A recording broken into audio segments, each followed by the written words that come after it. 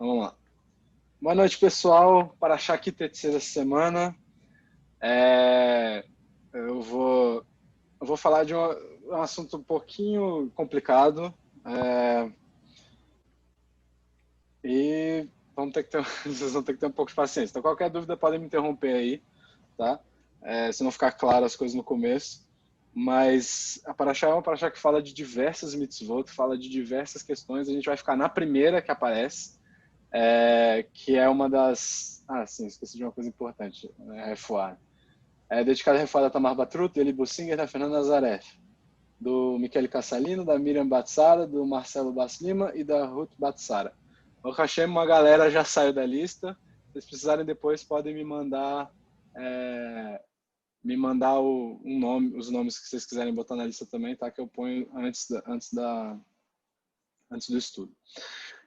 Então, a gente vai falar a gente vai falar da primeira mitzvah, ou da primeira regra, vamos dizer assim, que tem na Paraxá, né?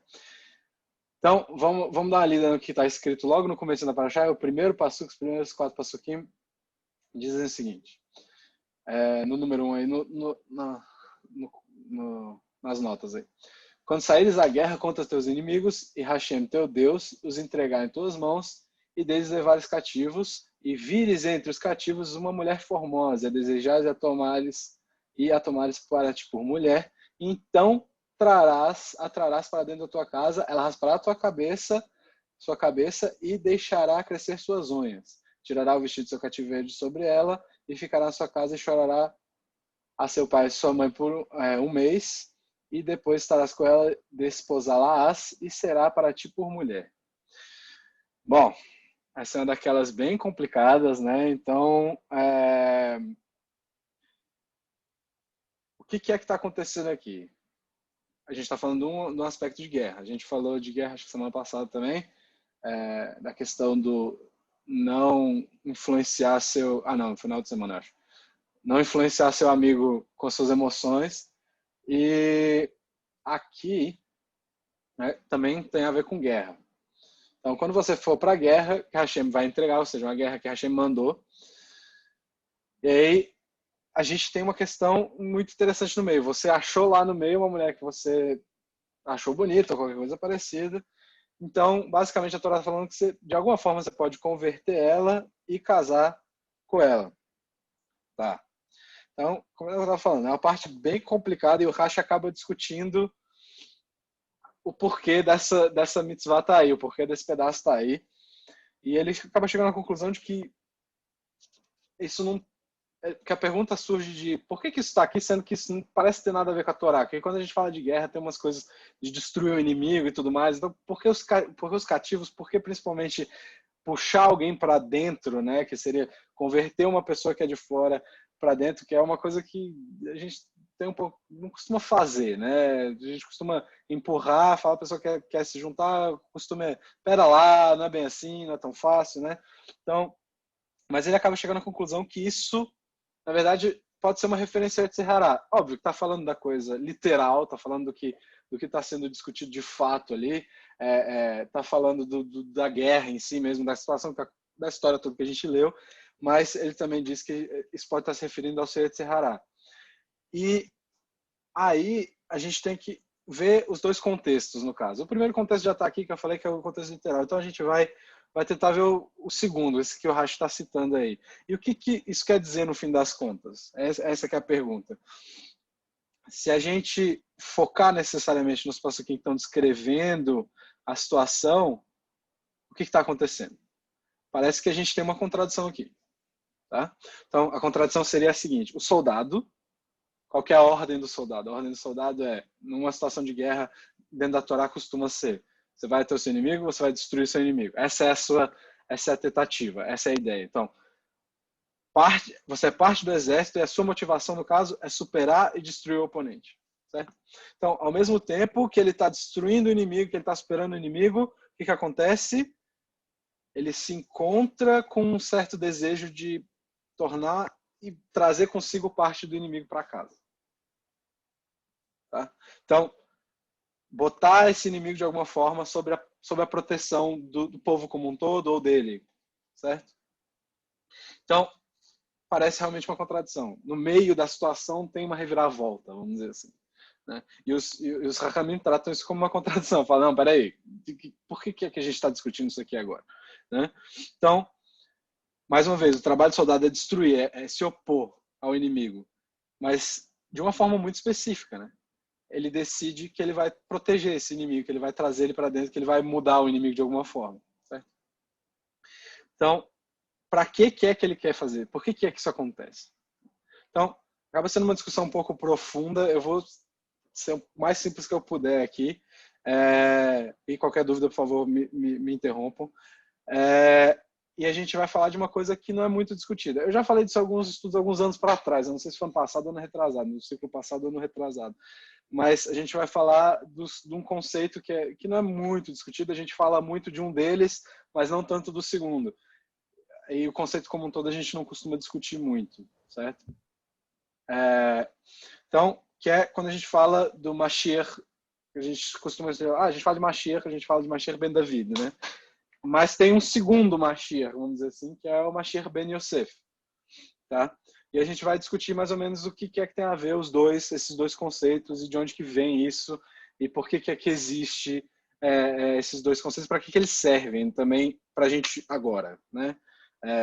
O Mashiach ben David, acho que eu não preciso explicar muita coisa, mas a gente vai discutir um pouco essa ideia. Então, essa é uma tradição que é muito pouco discutida nas fontes mais tradicionais. Se a gente fala de Guemará, tem pouco, tá?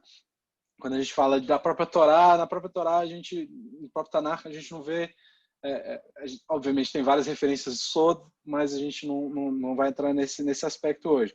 Então, existe um papel importante desses dois personagens, dessas duas ideias, vamos dizer assim, dentro dos escritos do Ramchal, que é um filósofo do judaísmo, talvez um dos maiores, né, um dos mais Mekobalim, e do Vilna Gaon, do Gra, né?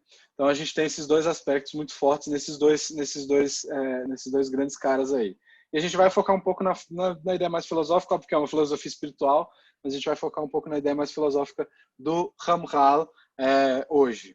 E Hazal não deixa muito claro qual que é os sábios, eles não deixam muito claro qual que é o papel do Mashiach ben Yosef, tá? Que é o Mashiach que viria de Yosef, né? Então a gente vai explorar um pouco mais esse lado filosófico que eu falei, certo? Então, o Ramchal, ele escreve bastante sobre esse assunto, mas nem sempre ele deixa claro que é isso. Tá? Então, a gente vai abrir um pouco a ideia do Ramchal primeiro e depois a gente vai encaixar esses dois conceitos dentro dessa ideia inicial. Tá? Então, para o Ramchal, ele explica que Hashem criou o homem com um objetivo. Aí a pergunta que fica é, qual que é esse objetivo? Que objetivo que tem na criação do homem? Né? Então, o homem foi criado com dois opostos, ele diz. Eu vou ler daqui a pouco o que está escrito no livro, mas eu vou esclarecer primeiro e a gente lê. Então, ele é criado com dois opostos, corpo e alma, certo? Então, a gente tem essas duas forças opositivas, vamos dizer assim. E aí, a primeira pergunta é por quê? Por que foi criado dessa forma? Então, Adão e nós também, em um nível óbvio diferente de Adão, mas também vale para nós, o objetivo dele no mundo, quando Hashem botou ele no mundo, era, tanto Adão quanto Rava, no caso, seria fortalecer a alma dele ao ponto que a luz, vamos dizer assim, da Neshama, a ponto que a luz da alma dele incorporasse o próprio corpo. Ou seja, que o corpo ficasse envolto na alma, e não, vamos dizer assim, o contrário, não que o corpo envolvesse a alma, mas sim o contrário. Então, que é uma coisa muito, muito normal de se falar dentro do judaísmo, que é o que a gente chama de elevação do corpo, elevação espiritual do corpo, né? Então, a elevação do físico a partir do espiritual. E como é que isso é possível? Primeira ideia é, o corpo não pode dominar. Se o corpo está dominando a situação, isso nunca vai acontecer, certo? Quem manda não é o corpo seria secundário, vamos dizer assim. Porque ele tem essa ideia de ancoração, ele puxa a gente para o mundo, ele tem essa situação de que ele prende a gente nesse mundo, né? No mundo físico, no caso. Enquanto a Neshama puxa a gente para Hashem, certo? Então, Adão, ele recebe uma ordem. Qual que é a ordem? Você vai cuidar do jardim e você pode comer tudo que tiver no jardim, menos dessas duas árvores aqui. E a questão é justamente a a árvore do conhecimento do bem e do mal, né? É importante lembrar bem e do mal, porque as pessoas gostam de falar do conhecimento. Ah, não podia comer da árvore do conhecimento. O que isso quer dizer? É conhecimento do bem e do mal. Vou discutir um pouquinho isso, apesar de não ser o tema, né? Então, o que é que está acontecendo? Ele não poderia comer dessa árvore. O que isso quer dizer? Que essa árvore tem alguma coisa a ver com o aspecto físico. E como a alma tem que superar o físico, ou seja, o espiritual tem que superar o físico de alguma forma, as tendências do corpo não podem mandar. Ou seja, você não pode, tudo que seu corpo quer, você não pode fazer. A gente sabe que isso é normal. Às vezes você está com fome, você acha que você está com fome, mas você não está. Às vezes você não bebeu água o suficiente. Às vezes você acha que você não comeu o suficiente, mas você já comeu o suficiente, você tem que comer mais. Às vezes você acha que você comeu demais, mas você comeu de menos. Tem uma série de coisas que o corpo te sinaliza que estão erradas, ele só está te enganando. E você vai instintivamente aceita. O maior exemplo é corrida. Quem já correu na vida sabe que dá 2, 3, 4, 5 minutos, você acha, seu corpo está gritando, você vai morrer, para de correr agora. Então, a primeira reação do corpo é você vai morrer se você não parar. E a primeira coisa que passa na sua cabeça é eu não aguento mais, eu vou parar. Mas se você continuar um pouquinho, você vai perceber que não é bem assim e que seu corpo acaba acostumando com aquela situação. E que você não morre. Obviamente que podem acontecer outras coisas, mas o ponto geral é esse. O ponto é que você não vai morrer, certo? Então, ao mesmo tempo que o corpo não deve mandar, a Neshama tem que receber algum tipo de combustível, uma força, ou tem que ter mais força que o corpo, vamos dizer assim. E a natureza da alma, a gente já discutiu aqui, ela é expansiva. A Neshama ela tem essa tendência a se expandir. Se você deixar, ela vai abrindo, ela vai aumentando, vai aumentando, vai aumentando. O problema é deixar é complicado, né? É uma força que a gente tem que fazer para deixar ela sair, vamos dizer assim. Então ela é meio que como se esse lado espiritual quisesse elevar tudo que está ao redor. Por isso que a gente faz brahá quando a gente come. A gente meio que ir ensinando. Por que faz brahá antes de comer? Porque você está elevando o alimento que você está comendo. Certo? Então, aquele alimento deixa de ser uma coisa puramente física, se torna uma coisa espiritual também. Tá? Então, a alma tem essa tendência de querer levar tudo que está ao redor e consequentemente levar tudo a Hashem, certo? Então, mas para isso, ela precisa ter uma força. Ou seja, se ela não tem força para sair, ela vai ficar lá dentro quieta, parada e não vai mexer. Enquanto menos você dá força, menor ela fica, menor a influência dela. Então, a gente tem dentro dos comentários, Hazal fala que as 613 mitzvot foram dadas a Adão antes do rei, antes da transgressão deles, ele recebeu as 613 mitzvot. Não vou dizer que é da mesma forma, não vou entrar nessa discussão, não foi da mesma forma que a gente recebeu, tá? Mas se a gente observar as 613 mitzvot, a gente percebe uma divisão também nas 613 mitzvot. Que são 248 mandamentos positivos, 365 negativos. Tá? E qual que é a essência dessas duas categorias efetivamente? Quando a gente fala dos negativos, a gente está falando de coisas que ajudam a gente a controlar o corpo. Não coma isso. Certo? Ou não faça aquilo. São coisas que controlam o seu corpo. Tá? Não aceite todos os seus desejos. É isso que os mandamentos negativos estão falando. Todos os seus desejos não é só porque você quer, é que você tem que fazer. Certo? Então, para consertar de alguma forma o corpo, existem esses 365 mandamentos negativos. Certo? Então, eles lidam com o aspecto externo do ser humano. E as positivas, como contrapartida, lidam com o aspecto interno, lidam com a sua alma, ou seja, a força da tua alma vem dessas 248 mitzvot positivas. Certo? Então, Adão, tendo recebido esses mandamentos, saberia que ele tinha que, de alguma forma, que superar essas tendências corporais dele, a gente pode chamar do que quiser, pode chamar de instinto, pode chamar de vontade, desejo, o que for, e não deixar isso dominar ele. Tá? E por outro lado, deveria fortalecer a Neshama dele com aqueles mandamentos positivos, para que ele pudesse deixar a Neshama se expandir naturalmente e elevar o corpo, e no caso o resto do mundo, que Adão e Rava eram os únicos que poderiam fazer isso ali naquele momento. Não tinha mais ninguém para fazer, certo? Então, essas são as duas tarefas de Adão. E quando a gente fala Adão, a gente está falando tanto do Adam Arishon quanto do que veio depois. Tá? Então, as duas tarefas são essas. controle corporal e, vamos dizer assim, dar força a Neshama para que ela possa fazer o trabalho dela. Tá?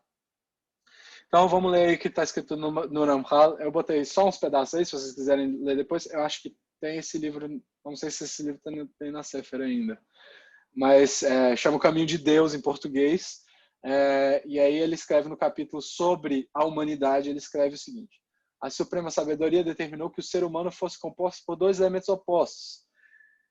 Eles são sua alma pura e espiritual e o corpo físico não iluminado. Cada um deles é atraído pela sua natureza, de modo que o corpo inclina-se para a matéria, enquanto a alma tende para o espiritual. Tá? Então, os dois estão constantemente no estado de batalha. Falta uma palavra. E se a alma prevalece, ela não somente se eleva, como também eleva o corpo. Ou seja, já está falando isso. Quando a alma prevalece, o corpo ganha também. E, consequentemente, o indivíduo atinge a perfeição para a qual está destinado. Isso é diferente para todo mundo. Pelo contrário, se ele permitir que o corpo predomine, além de rebaixar seu corpo, também está degradando sua alma. Ou seja, a alma vai ficando pequena também se o corpo ganha. O que está acontecendo? Se você leva sua alma como principal, todo mundo sobe. Se você leva seu corpo como principal, todo mundo desce. Tá? Então, aí, passando umas partes, ele diz assim: quando Adão foi formado, estava precisamente no estado de equilíbrio, composto por dois opostos iguais, corpo e alma. Seu meio ambiente continha o bem e o mal. E ele estava equilibrado entre os dois. Ou seja, Adão estava numa situação de que nada necessariamente puxava. Ele podia escolher qualquer um. Tá? E aí ele fala para que escolhesse qualquer um que quisesse. Mas o mais conveniente teria sido que ele escolhesse o bem. Caso tivesse feito, sua alma teria superado seu corpo e o espiritual dominado o físico. Então ele teria atingido a perfeição imediatamente, teria permanecido com ele para sempre. Então, tipo, basicamente a gente estaria lá no Gan Eden todo mundo feliz. E a gente não saberia como é que é a situação que está agora. É isso que o Ramchal está falando. Tá? Então essa é a ideia principal da humanidade, vamos dizer assim, pro Ramchal, que é o Moshe Chaim Luzzatto. Tá? Então, isso estaria representado nessas duas árvores, essa é a ideia. Quando a gente fala da árvore da vida e da árvore do conhecimento do bem e do mal, uma é física, a outra é espiritual. Quando a gente fala de árvore da vida, a gente fala do quê? De Torá. Né? A gente fala da árvore da vida, a gente fala da Torá. Mas ele é a árvore, vamos dizer assim, vamos tratar como uma árvore. Então, a primeira, ou seja, a árvore do conhecimento do bem e do mal, é tudo aquilo que é físico. Comer essa árvore, tem um rabino que é brilhante que ele explica, um rabino, oh meu Deus, como é que é o nome dele? Arikan. Rabino Arikan, ele tem uma série de livros explicando isso, que ele explica que a árvore do conhecimento do bem e do mal seria a experiência a vivência, vamos dizer assim. Você tem experiência de vida, ou seja, se você comesse daquela árvore, você saberia tudo que tem na vida. Então você sabe, só que sem o conhecimento de Torá, você não saberia diferenciar o que é bom e o que é ruim. E você ficaria numa confusão enorme. Certo? Então, a árvore do conhecimento do bem e do mal não quer dizer necessariamente que você conhece bem e mal. Na verdade, você tem os dois, só que você não sabe diferenciar nenhum do outro. Porque você precisa da primeira árvore, da árvore da vida primeiro, para fazer a diferenciação. Então, o corpo, como dominante, se você comesse da árvore do conhecimento do bem e do mal primeiro, dificulta muito a situação de elevação espiritual primeiro. Certo? Então, fica difícil de controlar o corpo quando você come só dessa árvore. Por isso que Hashem fala, não coma dessa, espera. Né? E Hazal diz que Adam e Rava deveriam esperar até o Shabat para poder comer alguma coisa dessas duas árvores. Então, quando chegasse o Shabat, eles poderiam comer da árvore da vida e aí, mais uma vez, representa esses 248, que é o espiritual, que representa os 248 mandamentos positivos. E essa árvore é o que daria força e possibilitaria esse domínio maior do físico. Tá? E aí já elevaria o corpo e o mundo, e aí sim ele poderia diferenciar bem e mal e comer da outra árvore. Tá? Então, ele elevaria o corpo primeiro, e aí Hazal diz que ele poderia comer dessa outra árvore. Certo? Mas, para isso, a alma tem que estar pronta primeiro. A alma tem que estar pronta para receber aquela tonelada de informação de uma vez. Não adianta você botar uma tonelada de informação sem ter a força para segurar. né? Não adianta você botar, sei lá, um peso absurdo numa máquina lá para fazer uma repetição, aí você não consegue segurar o peso, certo? Então, primeiro você tem que ficar forte. Dá um exemplo físico para esse conceito espiritual. Então, precisava primeiro dominar esse espiritual. Mas Hashem, mesmo com o erro, o que Hashem faz? Ah, beleza, vocês vão poder ficar aqui, depois do Shabbat vocês vão sair fora, e eu vou dar uma segunda chance. Qual que é a segunda chance? A segunda chance demonstra, primeiro que a gente vê que essa habilidade ainda existe, e ela vai aparecer de novo em uma outra história, que é de Caim e Abel. Caim e Hevel tem essa história depois de Adão e Rava, certo? E isso a gente vê da seguinte forma. Caim deveria superar, e aí é como se aquela habilidade que tanto Adão e Rava tinham passa a ser dividida em duas. Ou seja, superar o físico e o espiritual agora é uma coisa que está dividida em duas pessoas diferentes. Então, no caso, superar o físico era a tarefa de Hevel, de Caim. E elevar o espiritual e melhorar, forçar o espiritual seria a tarefa de Hevel, tá? Então, essa é a ideia. Hevel deveria trabalhar a alma e Caim deveria superar o seu corpo. Juntando os dois, eles fariam o que deveria ter feito antes. Só que o que aconteceu? Quando Caim viu o que Hevel estava fazendo, falou, peraí, não gostei do meu trabalho, vou fazer... Aí acaba matando o irmão e dá mais um problema. E aí o mundo entra num estado bem pior do que estava antes, né? Então, quando Caim mata Hevel, a gente tem um segundo erro que aumenta mais ainda o problema inicial, tá?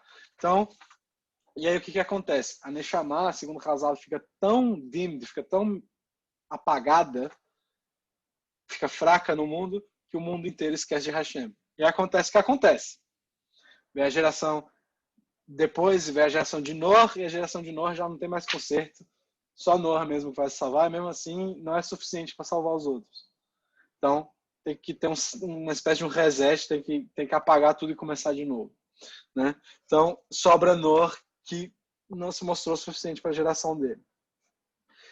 E é engraçado, se a gente voltar lá na criação, tem um Midrash que é muito interessante, que pega as primeiras frases de Bereshit, da criação, e vai descrevendo cada palavra como uma pessoa. E aí eu puxei aí no número 3, duas dessas palavras e a quem se referem, né? Quando ele fala de torro vavorro, que é vão e vazio, né, em português, ou uma tradução melhor que seria deforme e vazio, disforme e vazio. E aí ele fala assim no 3. Vavorro se refere a Caim, que tentou fazer com que o mundo retornasse ao estado de deforme e vazio. Ou seja, quando ele mata o irmão, ele tentou causar o caos mesmo, né?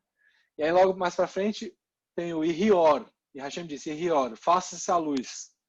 E ele fala, e o Midrash diz, e Hashem disse, haja luz, Zé Avraham. Então esse é Avraham Avinu.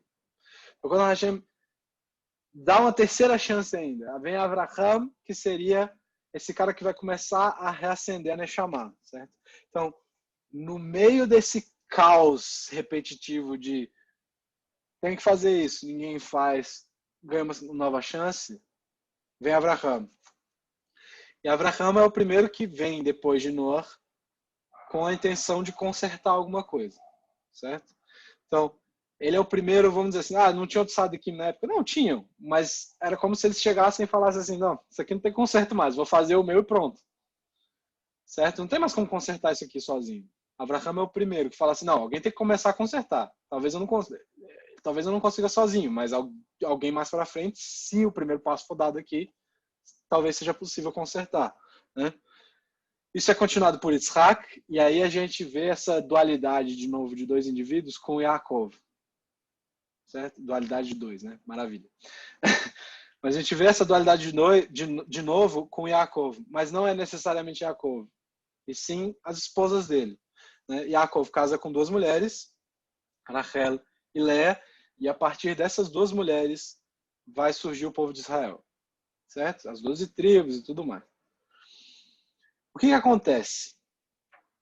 Quando vem a tribo de Israel, a gente recebe de novo as 603 mitzvot. Mais uma vez, 365 negativas e 248 positivas. de um lado, força para superar o físico, do outro lado, força para aumentar a Neshama, para liberar a Neshama. E, como eu disse, o povo começa com essas duas mulheres, Rachel e Leia. E os dois tipos de pessoa que a gente falou de Caim e Hevel lá, que lidam com essa situação conjuntamente, são Rachel e Leia. Isso vai se refletir nas tribos que vêm de cada uma. Tá? Então, vamos lá. Rachel e os descendentes dela controlam o corpo. Tá? E Leia e os descendentes de Leia cuidam da força espiritual desse jeito de alimentar a Neshama. Tá? Então, quem que seria, vamos dizer assim, o principal filho de Rachel? Yosef. Né? E de Leia seria Yehudá. Ainda mais depois daquela história toda com o Reuven. Então fica para Yehudá, que fica com a Malhut. Né? Então, e agora a gente começa a se aproximar desse conceito dos dois Mashiachs, né? Vamos dizer assim, né?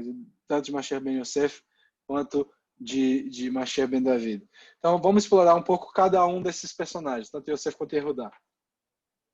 Qual que era a força de Yosef?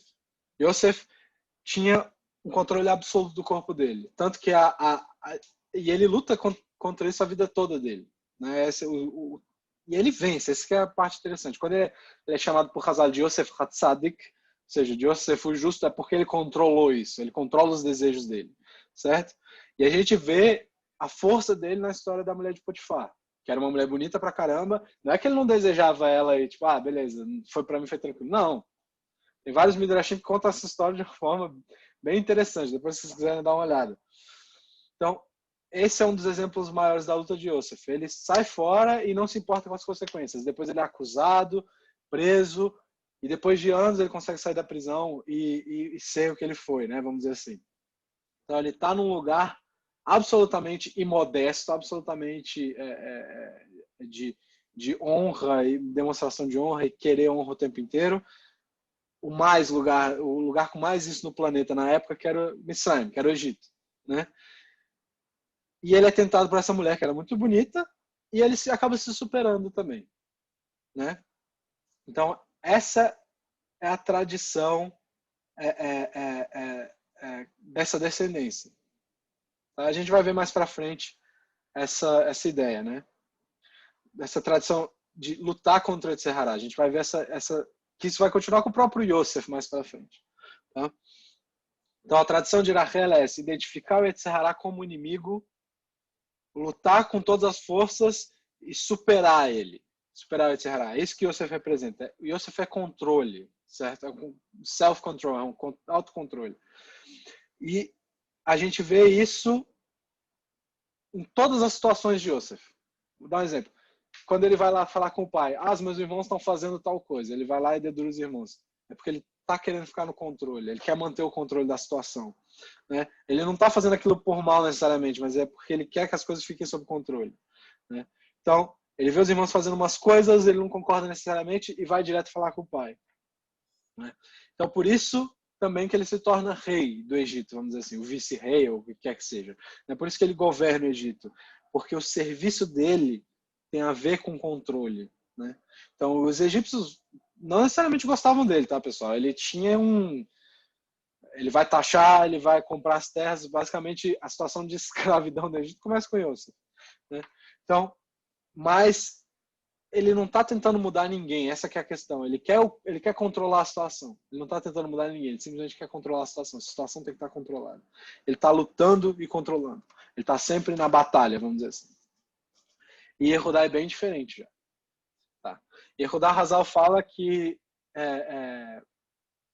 tinha sido decidido que Léa se casaria com Esav, com o irmão de Yaakov. Né? Que teria se decidido isso. E todo mundo sabia que inicialmente Esav se casaria com Léa e Yaakov com Rachel. E aí eu botei no número 4 aí o comentário o Pasuk, né? E o comentário do Rashi. O Pasuk e os olhos de Léa eram tenros e Rachel era formosa de porte, formosa de semblante.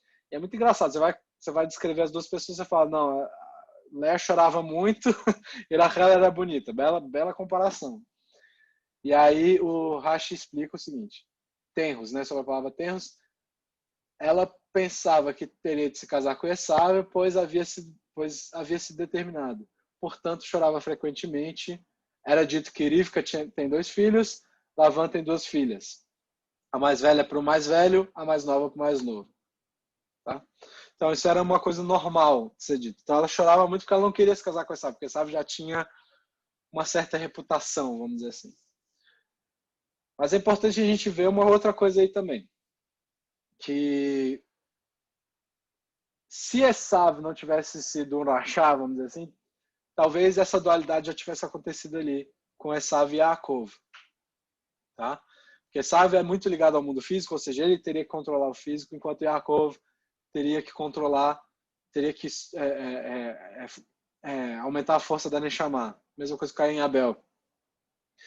E aí teria, vamos dizer assim, como se cruzasse as duas habilidades. Então, Rachel, que tem essa habilidade de corpo, de controlar o corpo, se casaria com Yaakov, e Leia, que tem essa habilidade de controlar, de aumentar o espiritual, se casaria com Esaú, que lida com o corpo. Então, seria, vamos dizer assim, 2 casamentos que um complementaria o outro, certo? Então, tem uma ideia positiva inicialmente, mas Esaú não colaborou, vamos dizer assim, né?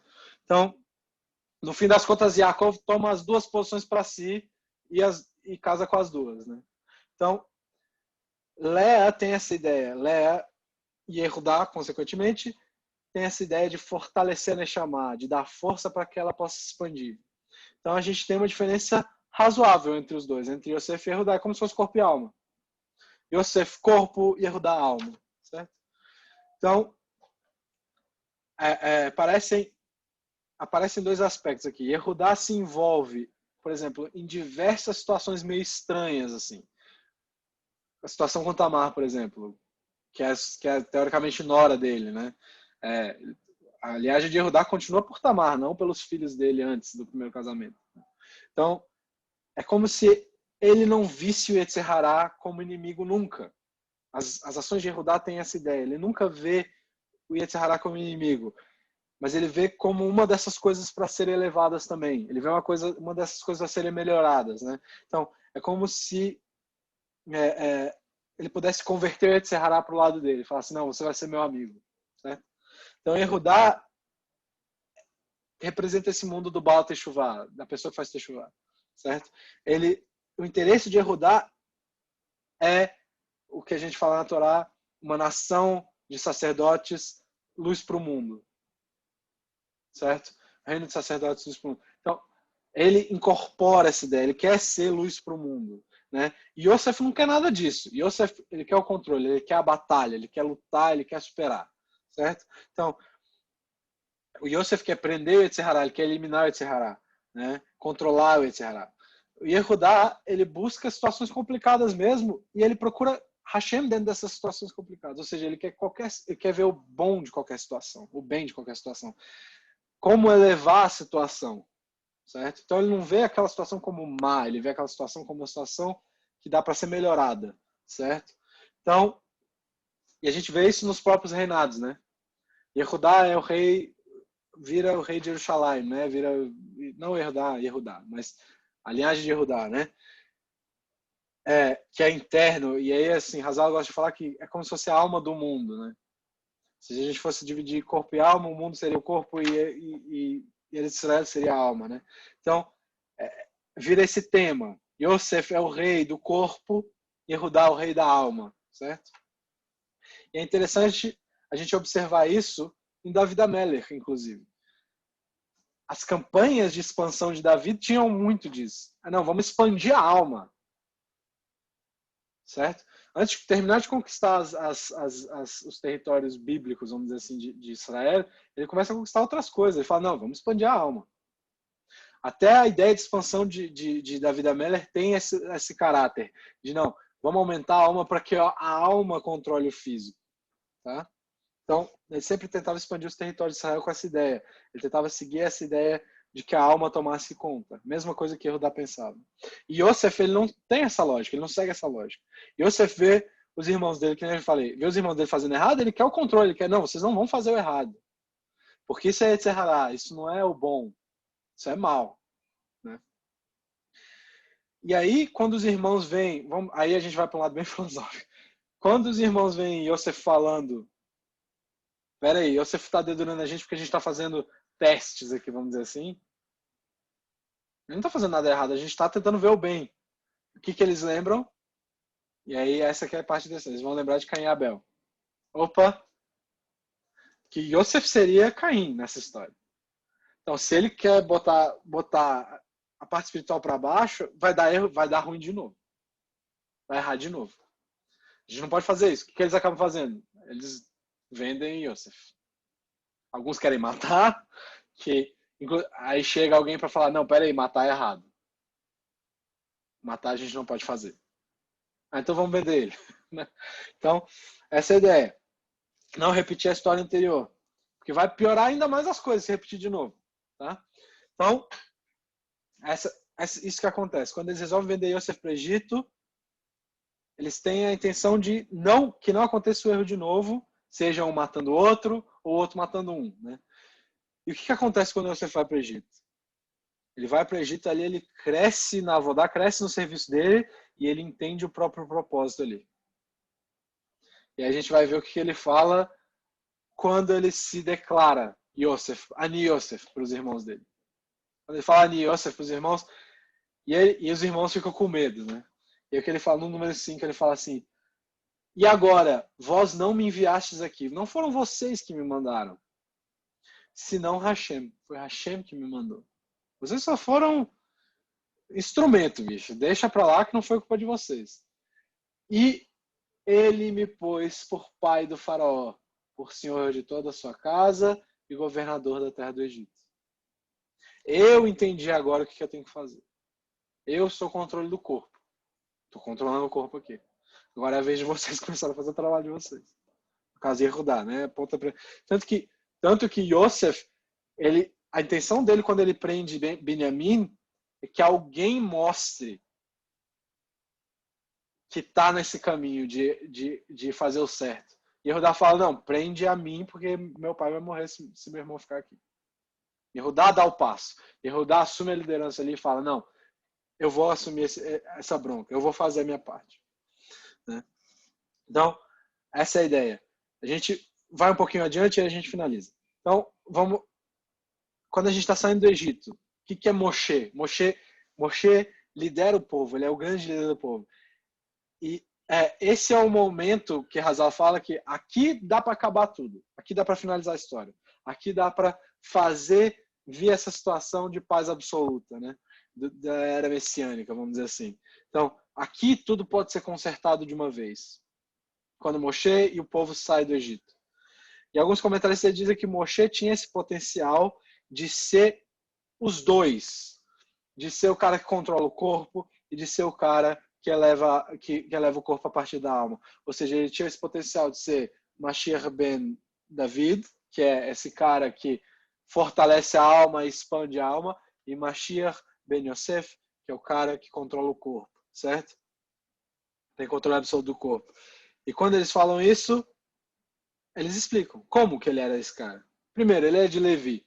Ele vem dessa linhagem de Leia, que tem esse propósito de fortalecer a alma, certo? Mas, ao mesmo tempo, ele meio que entrou em guerra com o faraó, usando as pragas, ele tirou o povo à força. Ele controlou o faraó na força, vamos dizer assim. Ele subjugou o Egito na força. E essa é uma qualidade de Yosef. Yosef usou um outro tipo de força, mas ainda foi na força. E ele, perceba, ele não mudou os egípcios. Se ele tivesse feito como Yehudá, ele teria que ter mudado os egípcios também. O faraó teria que ter, sei lá, batido palma, achado bonito que estava todo mundo saindo. Mas ele não mudou ninguém. Certo? E isso é o que Yosef faz. Yosef muda a si, não os outros. Tá? Então, vamos ver o que acontece aí. Shemot 13, aí ele cita essa ideia. Shemot 13, 19, de que ele é Yosef, de que ele tem essa porção de Yosef aí. E Moshe tomou consigo os ossos de Yosef. Então, quem foi que lembrou de Yosef? Foi Moshe, porque ele representava isso. Porque este tinha feito os filhos de Israel jurar, dizendo, certamente Hashem vos visitará, ou seja, Yosef teve uma coisa de neviota aí, e fareis buscar meus ossos subir, e fareis meus ossos subir daqui convosco. Certo? Então, é isso que os comentaristas vão usar para dizer que Moshe tinha essas duas qualidades. Então, Moshe tinha a capacidade de se juntar, de juntar esses dois mundos, de juntar a força espiritual com o domínio do corpo. E ele faz isso libertando o povo na força e carregando essa genealogia, vamos dizer assim, de força espiritual. E também carregando os ossos de Yosef Atzadik, tá? Mas o que aconteceu? Quando é que Moshe perdeu isso, vamos dizer assim? Moshe perdeu isso no momento que ele bate na pedra. Tem uma hora que o povo começa a reclamar que é água e tudo mais, ele bate na pedra, e aí o Hashem fala, vai lá e fala com a pedra que vai sair água. Em vez de falar com a pedra, ele vai e bate na pedra. Sai água do mesmo jeito. Mas o que isso tem a ver? Por causa disso, inclusive, ele não entra na terra de Israel, né? E aí não tem como ele construir o Beit HaMikdash, nem nada disso, então ele não tem como concluir a situação. O que isso significa? Por que isso acontece? O povo, mais uma vez, queria água, mas Moshe precisava o quê? Falar. E o que ele faria se ele falasse com a pedra ali? O que acontece? Quando a gente fala de uma pedra dando água, não é a coisa mais normal, né? Você não pega uma pedra, balança ela e sai água. A pedra é uma coisa normalmente sólida, ou se não for sólida, não costuma ter água lá dentro, né? Então, essa pedra, no caso, representaria o corpo. E ela dá água, que é uma coisa que envolve muito a vida, seria mudar a natureza dessa pedra. Então, quando você manda a pedra mudar a natureza dela, você está fazendo ela mudar a natureza dela. Quando você fala para ela mudar a natureza dela, você está mudando a natureza dela de uma forma específica. Mas você tem duas formas de mudar essa.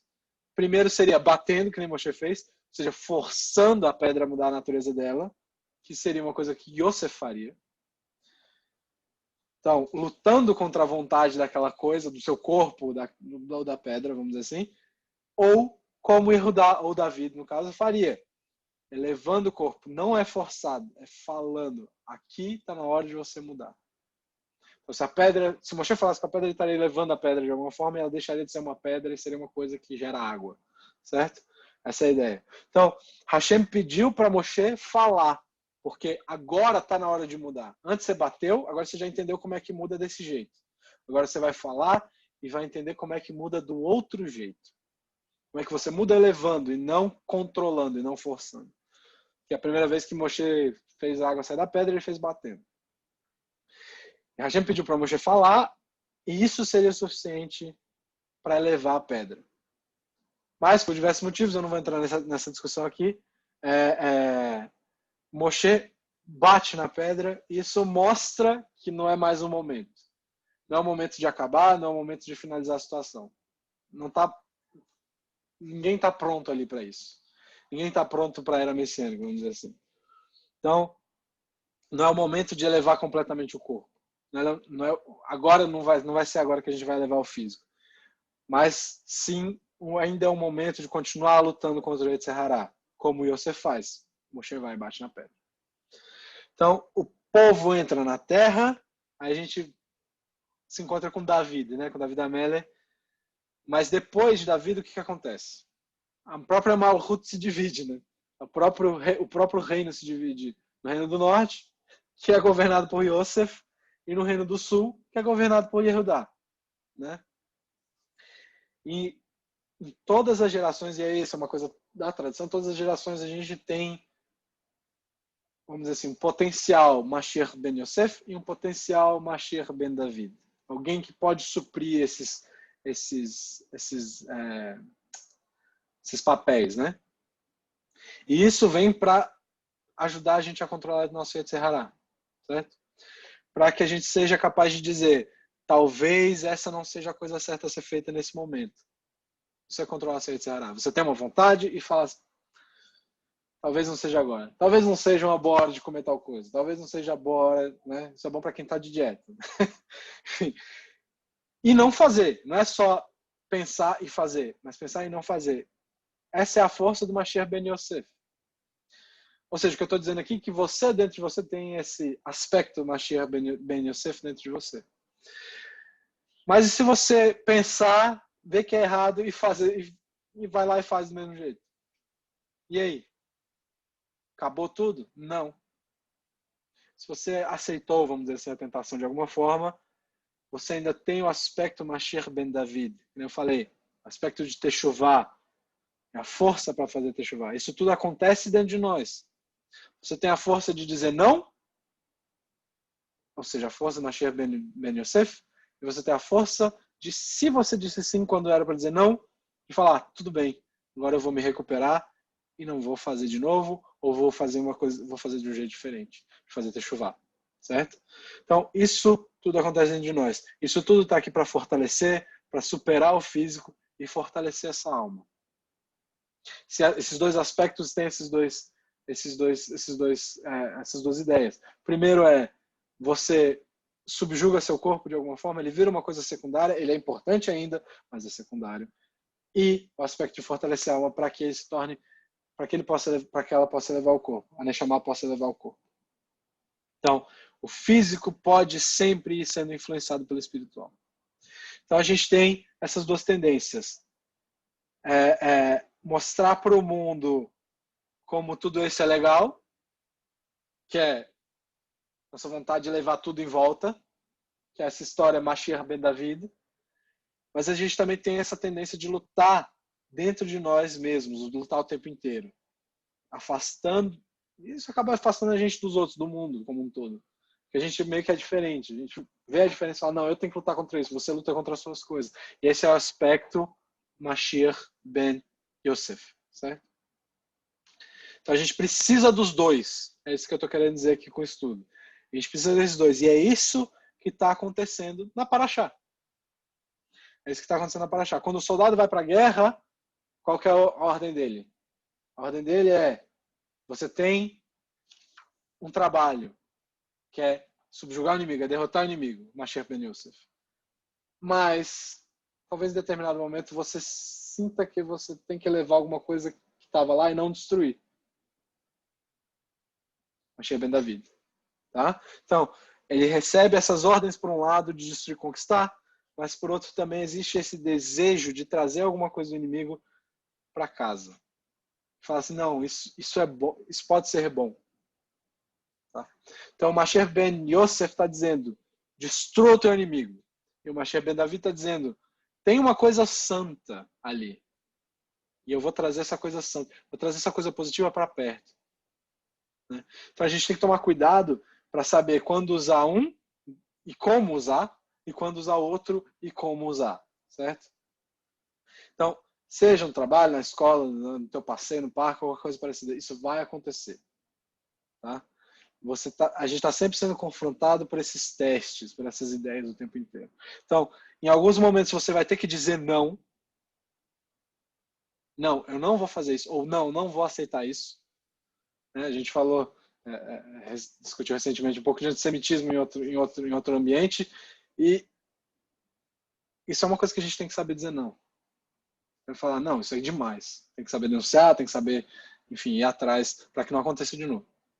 A gente fala da Shoah, a gente fala dessas coisas todas, é para que a gente se lembre de que a gente não pode deixar acontecer de novo. Isso é a força Mashiach ben Yosef, que está dentro de nós, certo? Mas, em outros casos, a gente também tem que elevar a situação. A gente tem que ver o bem, ver a santidade das coisas. Isso é o aspecto Mashiach ben David. Que não, às vezes as coisas podem não parecer tão boas assim, mas você tem que tentar ver o positivo ali e elevar aquela situação como um todo. Então, talvez nenhuma geração tenha que lidar tanto com essa situação quanto a nossa agora. Tá? Isso os rabinos mais modernos têm falado muito sobre isso. E é muito interessante a gente ver que é um aspecto da nossa vida. Talvez todo mundo tenha lidado um pouco com isso que eu estou falando aqui. Né?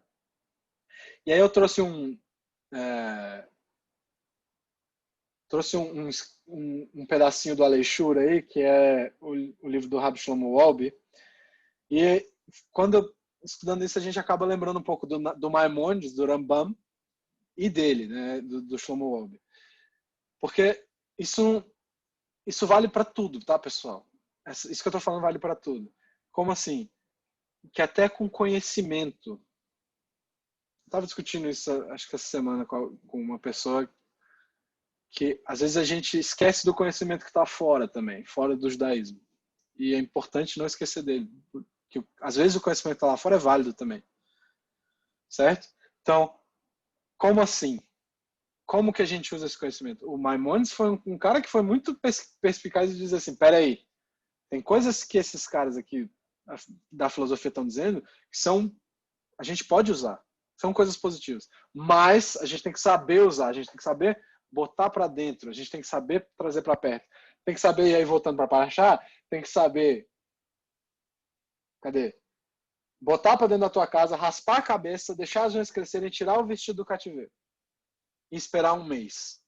Então você tem que saber fazer isso para que aquilo ali seja positivo. Então tudo isso vale. Então essa associação com o judaísmo é importante, né? Vale para a ciência, vale para a filosofia. Óbvio que não. Óbvio que vai ter aspectos desses que você vai ter que dizer não. Mas também tem aspectos que você vai ter que saber falar, cara, isso aqui vale para alguma coisa, né? Então o ponto de vista, nosso ponto de vista, usar o nosso ponto de vista em cima facilita o entendimento, né? O Rambam viu esse valor dentro da filosofia e inclusive na matemática grega. Assim, a gente perdeu muito da nossa matemática, né? O famoso Sefer, acho que é Issahar, acho que é Sefer Issahar, que é o número, nossa numerologia, nossas contas e tal, que foi perdido, segundo ele, e que, segundo o próprio Maimonides, a gente pode usar o já feito por outras pessoas, porque daria para provar. A gente poderia fazer com a prova, mas como eles já fizeram, a gente poderia usar. Tá? Então, o Rabbi Shlomo Wolbe também tem esse aspecto. Ele é mais moderno, ele é dos anos 50, 60, tá? E aí o Rabbi Fox, o Rabbi Jeffrey Fox, ele conta uma história dele comprando o livro do Rabbi Wolbe, esse aqui, eu recebi de presente de duas pessoas que eu gosto muito, tá? Obrigado. Não agradeço o pessoal publicamente, mas estou agradecendo aqui. E ele conta a história que é uma história muito, muito interessante. O Rabbi Wolbe é um cara que cresceu num ambiente secularizado. Ele virou depois o que vai se chamar de Haredi mais para frente. Mas ele é um cara que pensa muito fora da caixa, certo? Então a história o Rabbi Fox foi comprar o livro e na época só dava para comprar. O Rabbi Wolbe já era falecido e só a mulher dele que vendia o livro. Você tinha que ir na casa deles para comprar o livro e a esposa dele decidia se você podia comprar o livro ou não. E quando ele estava indo para casa, um dos amigos dele que já tinha ido falou: pede para ir ao banheiro no segundo andar, quando você estiver lá.